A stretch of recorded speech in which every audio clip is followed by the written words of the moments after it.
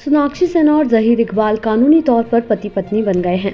इन दोनों ने civil marriage से जुड़ी सभी कानूनी औपचारिकताएं पूरी कर ली हैं। सोनाक्षी और जहीर दोनों अलग अलग धर्मों से हैं, इसलिए इनकी शादी स्पेशल मैरिज एक्ट के तहत हुई है। सोनाक्षी के बांद्रा पश्चिम में समुद्र के किनारे स्थित 26 मंजिला अपार्टमेंट में हुई शादी में दोनों पक्षों के दोस्त और रिश्तेदार शामिल हुए। इसमें सोनाक्षी के माता पिता बॉलीवुड के दिग्गज अभिनेता और आसनसोल से नवनिर्वाचित लोकसभा सांसद शत्रुघ्न सिन्हा और उनकी पत्नी पूनम सोनाक्षी की करीबी दोस्त और डबल एक्सेल की सह कलाकार हुमा कुरैशी शामिल थे। आइए आपको बताते हैं क्या होता है स्पेशल मैरिज एक्ट, जिसके तहत बिना धर्म बदले दो बालिग शादी कर सकते हैं। स्पेशल मैरिज एक्ट 1954 के तहत शादी के लिए रजिस्ट्रेशन कराया जाता है।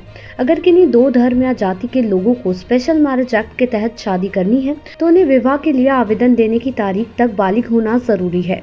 लड़की की उम्र 21 साल और लड़की की उम्र 18 साल से कम नहीं होनी चाहिए। इसके अलावा दोनों पहले से शादीशुदा नहीं होने चाहिए। साथ ही दोनों मानसिक रूप से स्वस्थ हों, उन्हीं की शादी स्पेशल मैरिज एक्ट के तहत हो सकती है। अगर इनमें से कोई भी शर्त पूरी नहीं होती है तो शादी का आवेदन रद्द कर दिया जाता है।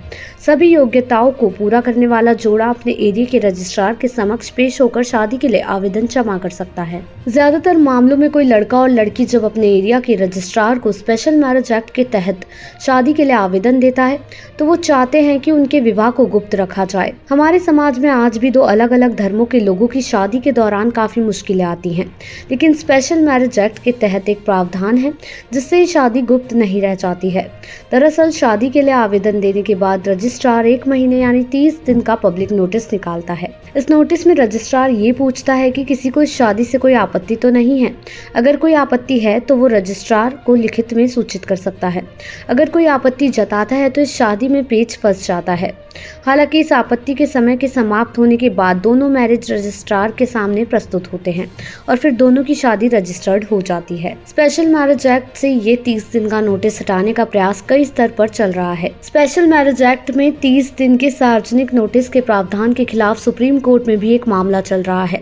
याचिका में कहा गया है कि 30 दिन के नोटिस पीरियड को जल्द से जल्द खत्म किया जाए, क्योंकि इससे जोड़ों की सुरक्षा प्रभावित होती है। हालांकि इस मामले में अभी तक कोई फैसला सामने नहीं आया है। सुप्रीम कोर्ट भी इस बात से इत्तेफाक रखती है। स्पेशल मैरिज एक्ट के तहत 30 दिनों का यह अनिवार्य नोटिस पितृसत्तात्मक था। ऐसी ही लेटेस्ट अपडेट्स के लिए देखते रहें सहारा समय का डिजिटल प्लेटफॉर्म समय डिजिटल।